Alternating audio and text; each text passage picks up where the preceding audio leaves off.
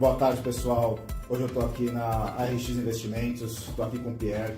Ele vai me comentar um pouquinho sobre as estratégias de crédito da RX. A RX é uma casa com 18 anos, ela ganhou o prêmio de melhor fundo da década pela Isto É e melhor fundo do século pelo Valor Econômico. Lembrando que a RX também não tem só fundos de crédito, apesar de esse ser o foco da nossa conversa hoje. A gente também tem fundos multimercado e fundos de ações. Boa tarde, Pedro, tudo bem? Tudo ótimo.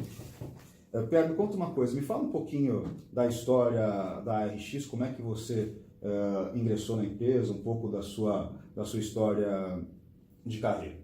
Perfeito. Bom, a RX, obviamente, que já foi colocado aqui, é uma casa bastante tradicional ali nas estratégias de equity e multimercado. A equipe de crédito ingressou na empresa em agosto de 2018, então é uma estratégia que a gente lançou só no ano passado, então é uma estratégia nova. A equipe toda que veio fazer a estratégia de crédito veio de uma casa bastante renomada de crédito, a gente já atuava com crédito desde 2012.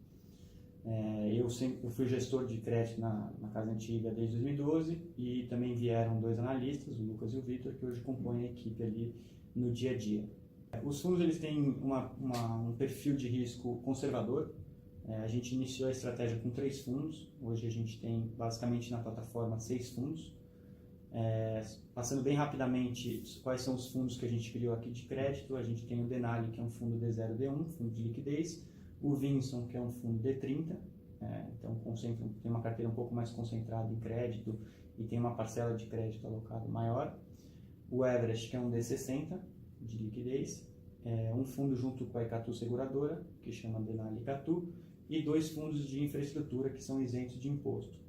O fundo Elbrus, ele tem o benchmark em uma B5, então ele tem um componente de risco de crédito, um componente de risco de mercado, e o Arx Hedge, que é um fundo também de infraestrutura, isento de imposto, só que o benchmark dele é em CDI, então a gente faz a proteção da carteira ao risco de mercado e fica só com risco de crédito. Então, basicamente, assim, bem simplificadamente rápido, essa é a grade de produtos de crédito que a gente começou quando a gente veio para cá. Hoje a gente tem uma procura muito por fundos que estão isentos de R, né? A gente não vê muitos fundos isentos de R. Eu queria que você me contasse um pouquinho mais dessa estratégia. Eu vi que a lâmina ali está com uma rentabilidade alvo de 100% de rentabilidade do CDI, mas se a gente fizer uma conversão eventualmente para algumas faixas de R, você poderia falar que seria um 115 com o IR, eventualmente está um 120 com o IR, se fosse, né? Me conta um pouquinho mais dessa estratégia de debêntures. Isso, perfeito. Os fundos de infraestrutura, chamados fundos de infraestrutura, eles são enquadrados na Lei 12431, e basicamente o objetivo do fundo é comprar debêntures de infraestrutura, né? Então, as debêntures de infraestrutura, que são debêntures atreladas a projetos de infraestrutura considerados como prioritários pelo governo federal, eles podem ser enquadrados na Lei 12431, e quando eles são enquadrados nessa lei, eles podem emitir dívidas atreladas a esse projeto e quem compra essas debêntures, essa dívida, não paga imposto quando é uma pessoa física. O que acontece? Os fundos foram criados para comprar esses ativos e essa isenção também existe para os cotistas do fundo. Então, o objetivo principal do fundo é adquirir debêntures de infraestrutura. Então, basicamente, depois de 6 meses, a gente tem que ter 67% do portfólio alocado em debêntures de infraestrutura e depois de 2 anos, 85% do portfólio alocado nesses ativos. Lembrando que, qual que é a liquidez desse fundo mesmo? D30, os 2 D30. fundos de infraestrutura são D30. Bom, então, se a gente fizer um comparativo fácil, né, a primeira faixa de R é em 22,5, né? Então, se for para algum tipo de liquidez anterior a 6 meses, eventualmente a 1 ano, né, você poderia ter uma rentabilidade alva, eventualmente de 120, por aí, caso fosse um comparativo talvez com o CDB. Perfeito. E me conta um pouquinho do fundo D30. Bom, o fundo Vinson, ele não é isento de imposto, né?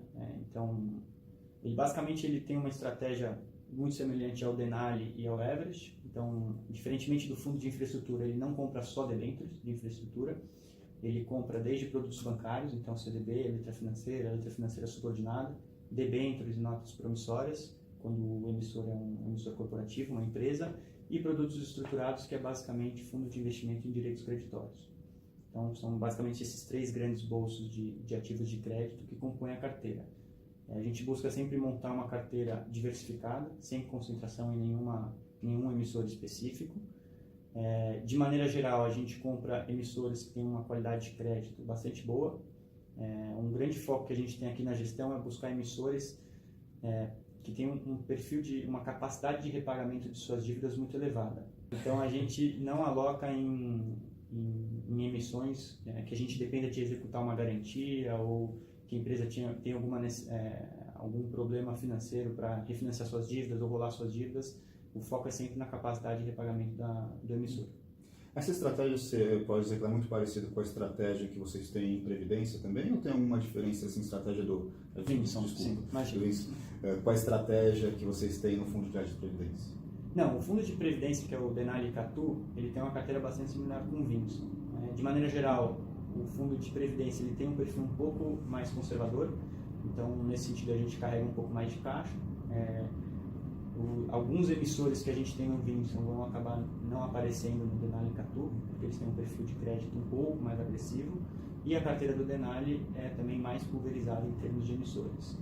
Essas são as principais diferenças. A gente estava conversando anteriormente, você me disse também que você tem muita preocupação em preservar a rentabilidade dos cotistas atuais, né? Ou seja, quando tem futuras emissões, né? Ou quando atinge, de repente, próximo de atingir a capacity do fundo, para não colocar qualquer tipo de emissão, a RX ela acaba fechando Sim. o fundo. É isso mesmo? Você podia... Sim. Bom, basicamente assim, além da análise da capacidade de repagamento do emissor, você tem uma segunda análise que ali é mais do ponto de vista de gestão, que é da relação risco-retorno desses ativos. Ou seja, não só o emissor é um bom pagador, mas o prêmio que ele está pagando é condizente com o risco dele. Então, o que a gente sempre preza aqui é por defender não só bons pagadores, mas também que o prêmio esteja ajustado ao risco desses pagadores. Então, a partir do momento que o fundo começa a crescer e a gente enxerga que a gente não consegue alocar adequadamente os recursos do ponto de vista de risco-retorno, ou seja, em prêmios que não condizem com o risco dos emissores, a gente sempre vai buscar defender os cotistas atuais do fundo e fechar o fundo. Então, um exemplo disso, o Arx Hedge, que foi um fundo que a gente iniciou no começo desse ano, é um fundo que a gente já fechou para captação. Ele basicamente captou 200 milhões em um pouco mais de 3 meses. E para a gente não ser forçado a adquirir créditos no mercado secundário a qualquer preço, né, preços que não sejam condizentes com o risco desses emissores, a gente fecha o fundo e faz uma alocação com mais cautela e mais trabalhada. Legal, perfeito. Eu acho que é uma estratégia que ela está bem alinhada com os interesses dos cotistas dos fundos. Bom, pessoal, esse foi o Pierre da RX. Eu agradeço a todos vocês que estejam vendo esse vídeo. Também quero agradecer ao Pierre. Obrigado. Tchau, tchau.